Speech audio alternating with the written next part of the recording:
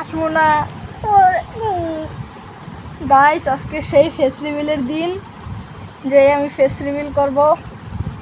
10 9 8 7 6 5 4 3 2 1 0 গো।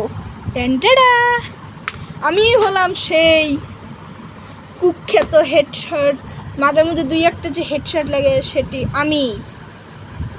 মনে আছে mister iron man গেমিংয়ের কথা, যার কথা শুনলে মানুষ থর থর করে কাঁপে, যার কথা শুনলে মানুষের মাথা নষ্ট হয়ে যায়, মাথার ঘিলু ভিলু সব বেড়ে যায়।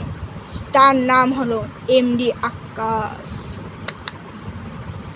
এবং মিস্টার আয়রন ম্যান গেমিং।